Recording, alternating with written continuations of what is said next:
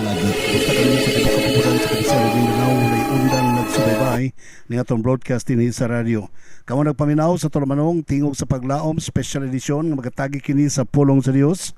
Ganan ay kini pinagi sa Sabbath School Quarter lesson nga naplastar kini pinagos sa Sabbath School Department at the General Conference of the Seventh-day Adventist Church sa suhito nga nagkanayon Lord teach us to pray.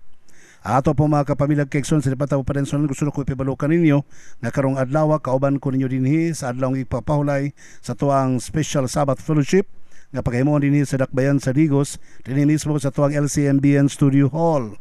Dinhi na to paghimon na tuang fellowship karon Crossing Balutakay, Digos City. Okay, at bang nagyud sa Phoenix o sa 7-Eleven dunay kalsada pasulod paingon sa west napli nagyud sa dalan nari na nga to ang venue mga higala. Okay, sa magpadaan gusto na ko pibalusap kaninyo nga ugmang adlaw Sabado, Domingo, mao ang pagpailuna sa pateng lawas ni Brother Melchor Mercado dinhi sa Minterio San Nabunturan.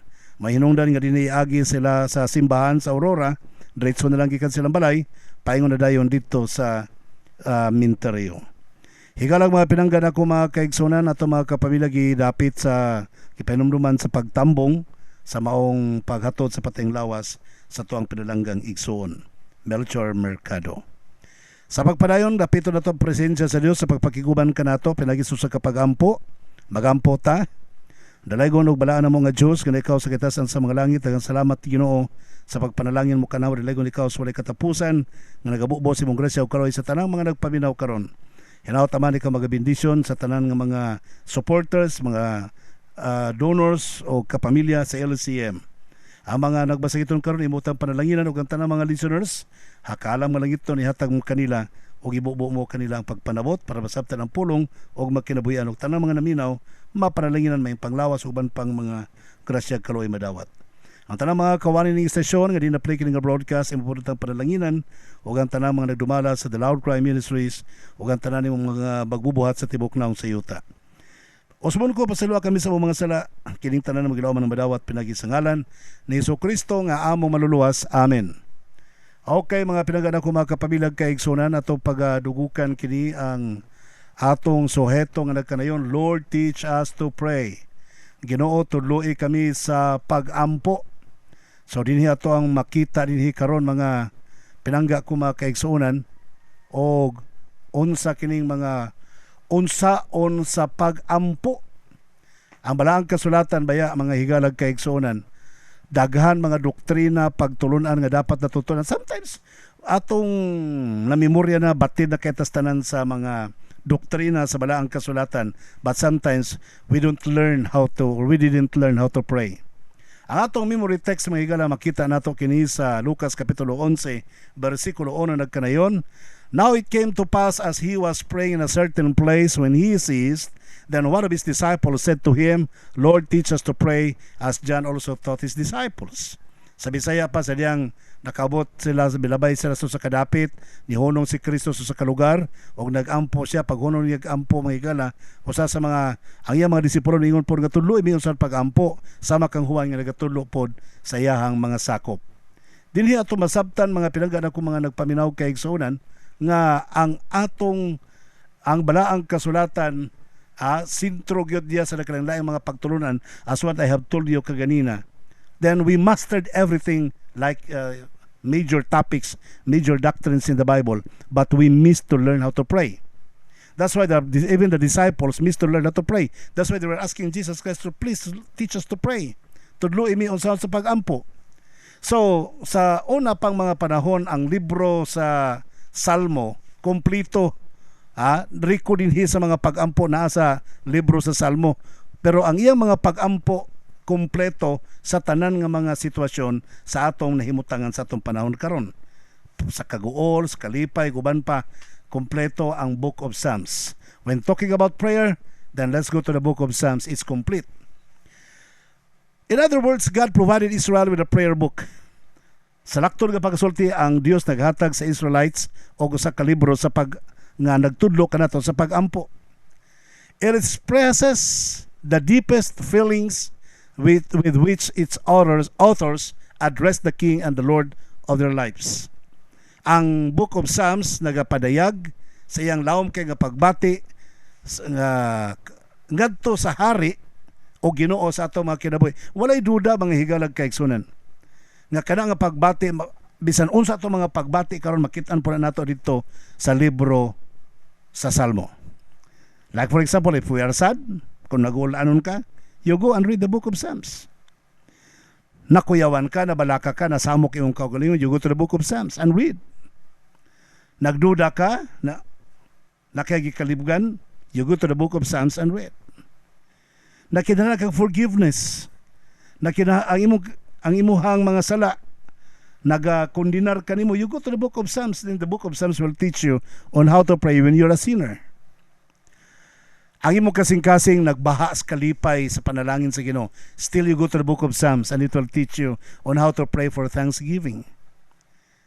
If you are happy, then go to the book of Psalms. So dinhi mga pinangga ko mga kaigsunan, ato masabtan nga we need to pray. We need to pray, and everything is in the book of Psalms. Pray using the book of Psalms. That's what according to James chapter 1 verse 13, 5:13 I mean. Pray in difficult times. Pray in times of despair. Pray between doubts and hope. Pray for restoration. So manay ato mga manay kinatibuk-an sa pag-ampo nga nakatala din sa libro sa Salmo. Now, ato masabtan mga pinangga ko mga kaigsunan. Pray using the book of Psalms. Bisan ng mga apostoles kaniadto sa the time of the apostles in the New Testament. Si James, chapter 5, verse 13, matod pa niya, is anyone among you suffering? Let him pray. Is anyone cheerful? Let him sing psalms. Kung doon ay usa kaninyo diri nga nagbagulanon, paampuha siya. O doon ay nagbalipayon, pakaawita siya salmo. So, ang libro sa Salmo, mga kaigsunan, is a very clear for prayer and praise. Klaro kay siya nga para siya sa mga pagdaig o pag-ampo. But it's not only that. Daghan o kagamitan, and one of those is for teaching us to pray. Kada salmo is a prayer to God. Pambasahan ko ninyo mga chapter rin na sa book of Psalms. Each of them is a prayer to God.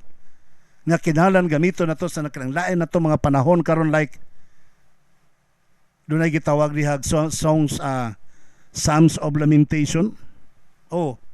Nagahilak ka, nagabako ka, you go to the book of Psalms. Magpasalamat ka sa Ginoo, then go to the book of Psalms. Mga ikagpasaylo, unsa pa, mga ikag divine direction, unsa pa kaya, nahinumdum ka sa mga kagahapon, you go to the book of Psalms. Gusto ka mudaig sa Ginoo, gusto ka magpahungaw sa imong kalagot, you go to the book of Psalms. Now, how can we use the book of Psalms in prayers? Kung saan na to paggamit mga kaigsunan ang libro sa Salmo sa prayer. Una-una, when we read the book of Psalms, engage mo sarili for a simple reflection. Reflection ba nga kanang ang tanan nimong gibasa ipahaom nimo sa imong kaugalingon. And then pray. Then ituyok nimo ang imuhang pagbati sa kinatibuk-ang chapter ng imong gibasa with reflection sa imong sarili. Then tan-aw nimo ang nagkalain mga aspeto sa gisulat sa book of sa chapter sa mga Psalms. Tan-aw nimo pag-ayo iya sinulatan the way the psalmist addresses to God. Giunsa niya pag-address ang Ginoo. Imo tun-an pag-ayo. Then unsa po yung rason ngano nga nag-pray siya. Nakaron manaka din ha. Imo na pong i-consider ang imong kaugalingon. Unsay sitwasyon sa imong self. Unsay tubag nimo sa imong kaugalingon karon nga kahimtang sa imong gibasa sa book of Psalms. Unsa ilang mga experience nga maupod ang imong experience pod karon. Nga mo purma pod mo articulate para makasabot ka nga kining imong kahimtang karon dunay paglaom sa likod niini or sa unahan ini. Mahangangha ka na lang unya nga makit-an nimo sarili nga naa siya sa sulod sa book of Psalms. Yes, that's true. You try that. Kung doon ay mga butang sa Book of Psalms nga naghagit kanimo, pamalandunga. Sama panalitan. Ang Book of Psalms nag-correct sa imuhang bakak nga paglaom karon, nga imong ginaatubang karon, pamalandunga na.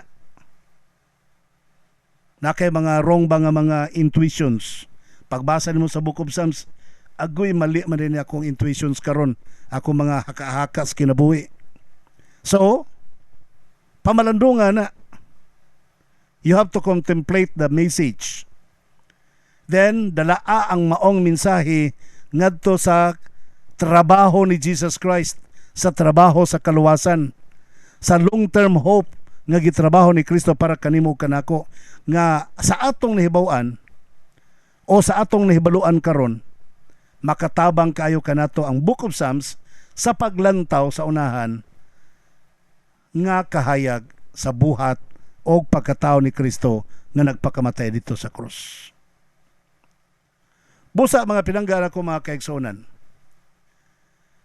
kung tanaw nimo ang motibo nga nung gisulat ang libro or ang chapter sa Book of Psalms, tanawa sa imong sarili.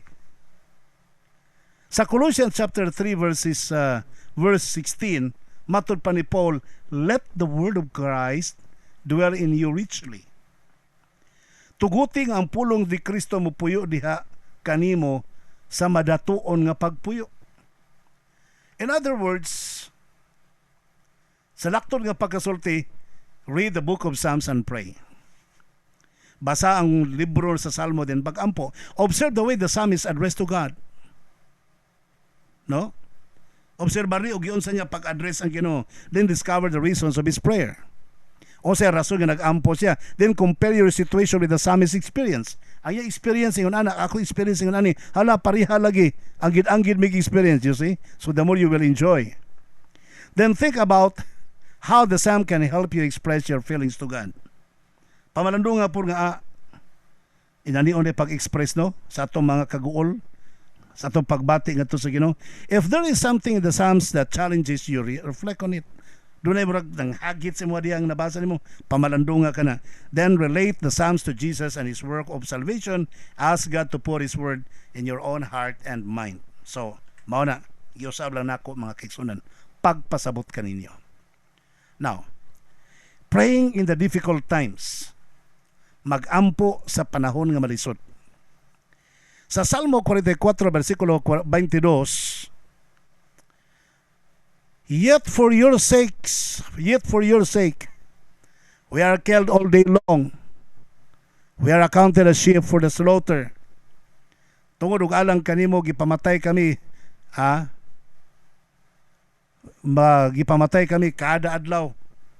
Maraming mga karnero nga gidala ngadto sa ihawan.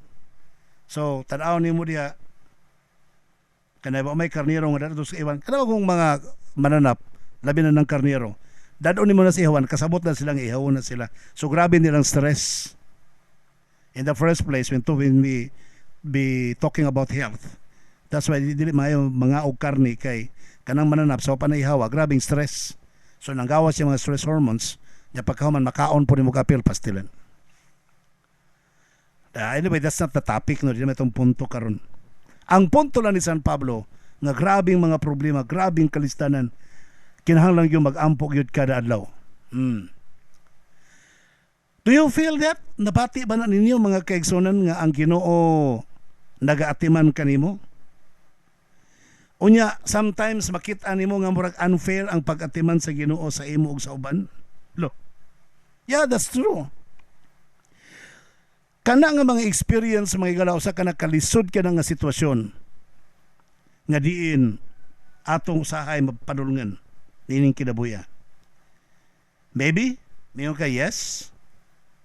Maybe may ka no. Yes, na ako na nga sitwasyon. Wala ko na nga sitwasyon. Lahi-lahi tao experience sa kinabuhi. Pero whatever ang imuhang experience, mo bati man kag unfairness, sa mayon ka nga naman sila ako wala ko mo take og exam sa adlaw Sabado. Sila ni take og exam sa adlaw Sabado. Sila nakapasar. Nya ako wala kay wa mo ko ni take. So, sometimes sa nga unfair, dapat wala sila papasara. Murag pagbati ba ni Jonah ba nga, ginong ipasaylo man nimo sila, no? Kana mga Jonatic, mga Jonaic mind na sila. So, mapubliko man o ma-personal prayer, we have to express to God our real feeling. O kung sa ito na itong gibati. Ang mga salmista, wala sila magpanoko, wala sila magpanagana, o kung silang isulti, sa panahon sila mapag-ampo. Ang mga katawan sa Israel, mga kaigsunan, gidaog-daog, nabungkag, napalaya sila, o niya, nahimo silang, wa na sila nahimo, o di na, pamati na, di na sila angayan. Hay, atong basahon niya, naadiriyo ilang gi-express diriyo. Basahon tani. Kaya nindot kanis tanan. Ilang yung gi-express ang tanan nilang kaguol sa Ginoo, pero ang nakanindot lang mga kaigsunan kay ilahag yung una o sa pag-acknowledge ang Ginoo. Paminawa ninyo. We have heard it with our ears, O God. Our ancestors have told us what you did in their days, in days long ago. Madungga na mo na Ginoo kung sa imong gibuhat sa among mga kaginikanan, kay mo lang istorya ka na mo sa una pa mga adlaw. With your hands, you drove out the nations and planted our ancestors. You crushed the peoples and made our ancestors flourished. Ang mga tao, imong gigiyahan ang mga tao nimo ngadto sa maong dapit o ang mga nasod imong gipang wagtang kay imong gipabutang gitanom nimo ang among mga katigwangan. O niya imong gipapa ang mga tao, ang among mga katigwangan imong gipuli. It was not their sword that they won in the land. Tila imuhang sword may nakapadaog kanila sa yuta. Nor their arms bring them victory. It was your right hand, your arm, the light of your face, for you love them. Ang nakapadaog nila, ikaw yun nakapadaog kanila. You are my King and my God. You decrease victories for Jacob. Ikaw mong hari ang Diyos. Ikaw naghatag kadaugan. Through you we push back our enemies. Pinagi nimo among giabog ang mga kaaway. Through your name we trample them down. Amo silang gipang tumban sa yuta. Pinagi si mong ngalan. I put no trust in my bow.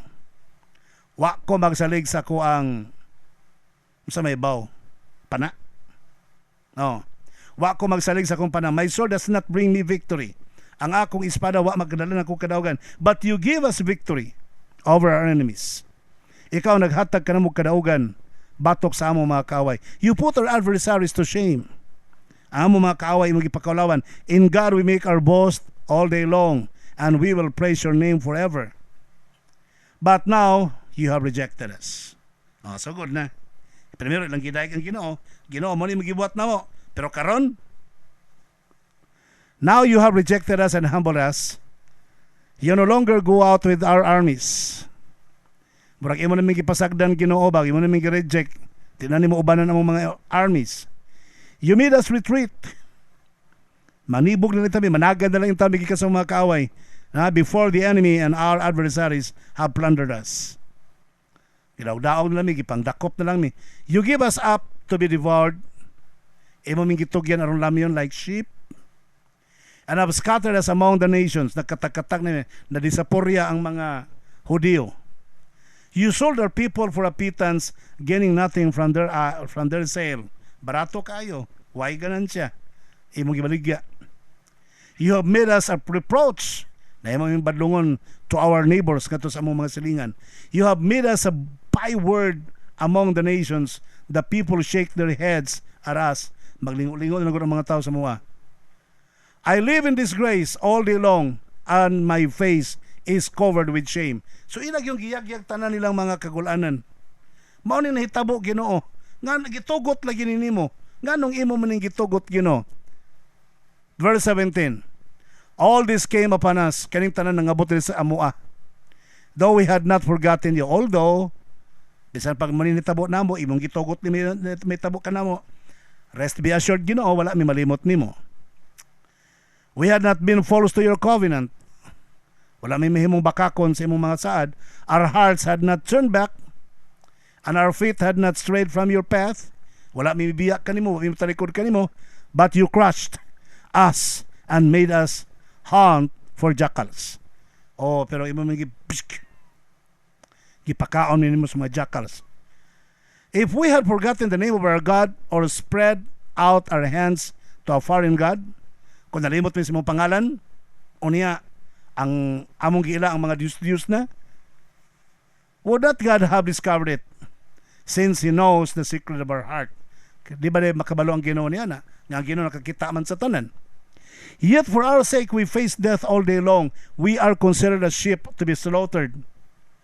Awake, Lord, why do you sleep? Rouse yourself. Do not reject us forever. O di na yango-ngo. Primero to, gi-explain na sa Ginoo, ikaw ba yung nagtugot ini mga butanga? O niya, ikaduha, Ginoo, imo lagi ning gitugot apong kadautan. Primero to, imong plano, karon ikadautan. So, sa naitabo, muna nang hangyo na po sila sa ikatulo, nga portion sa ilahang prayer, nga Ginoo, balik na mo. Ayaw tulog-tulog diha. Ayaw mi pasagdi. Why do you hide your face and forget us? Nganong imo man taguan imong naong gikan kanamo? We are brought down to the dust. Our bodies cling to the ground. Mga matay nami Ginoo. Rise up and help us. Rescue us from, because you are of your unfailing love.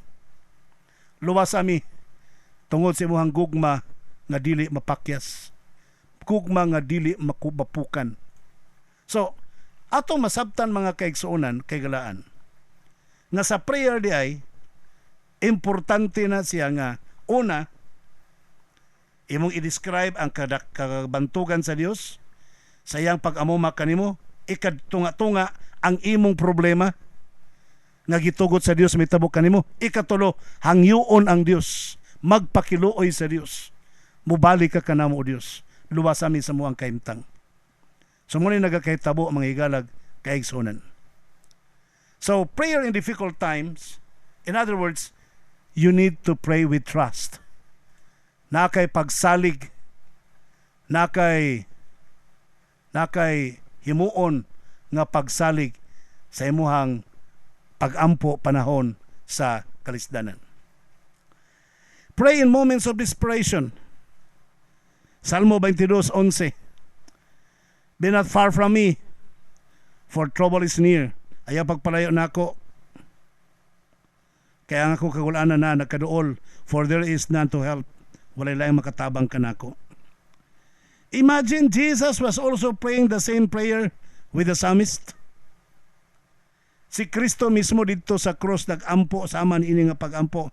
Diyos ko, nganong gibiyaan mo ako. Nagampo po si Kristo niya na.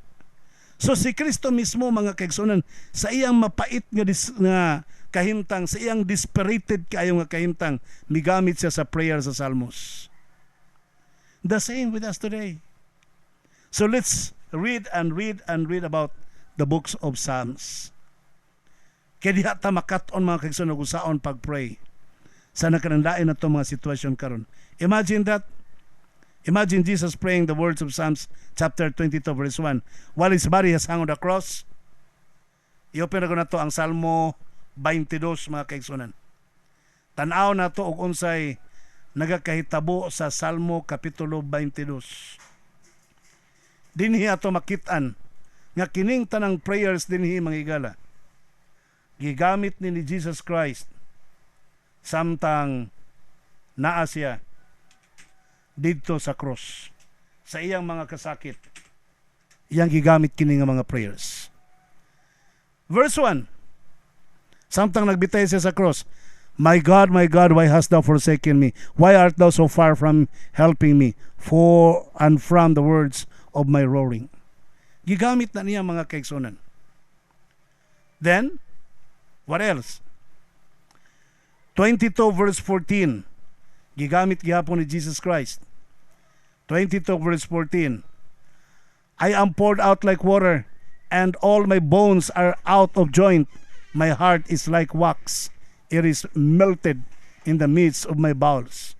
Muna ang gi-express ni Jesus Christ ni adtong tungura ang tanan nga nakasulat sa Book of Psalms, iyang gi-express. So meaning, laktod nga pagka-istorya mga higala, kaigsunan, si Kristo mismo nagabasa sa libro sa Salmo.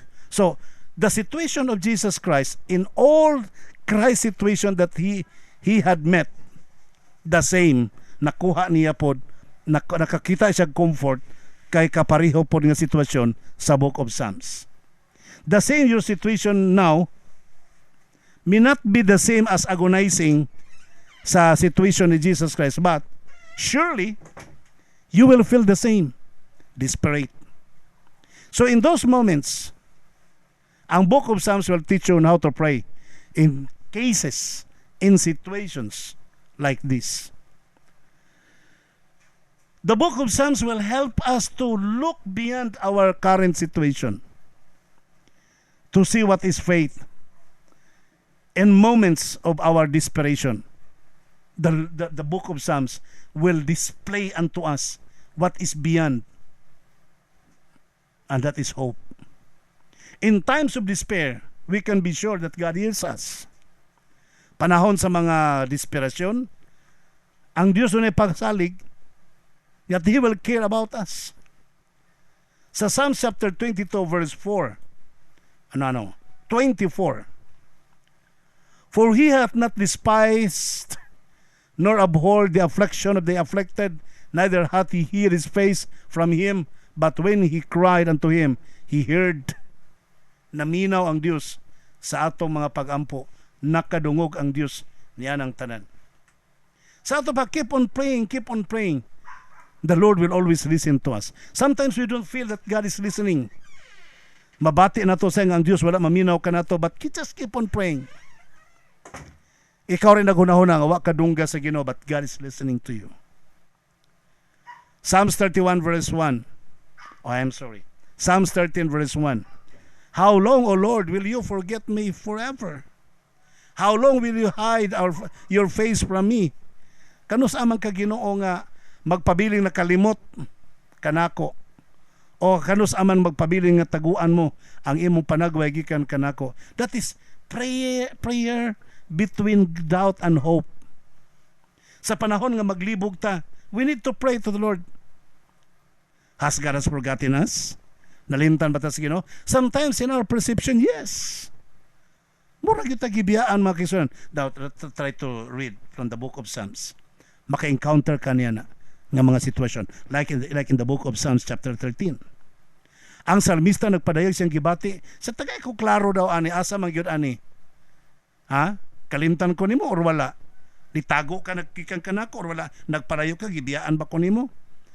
Sa verses 1 and 2, he rebukes God for his indifference toward him. How long? Iyang giyango ang Dios. Ginoo sa man kadugay ngano perte namang antos na mo ani. So pwede nimo anaon ang Ginoo mga kaigsunan. Kaya nagpakiluoy ka. 3 to 4. He asked him to respond so that his enemies do not rejoice. Iyang hangyo ang Ginoo, tubag ako. Pwede ka magampog ingon ni ana, Ginoo tubag ako kaya ako mga kaaway nangatawa na ila ko gikatawag mayo.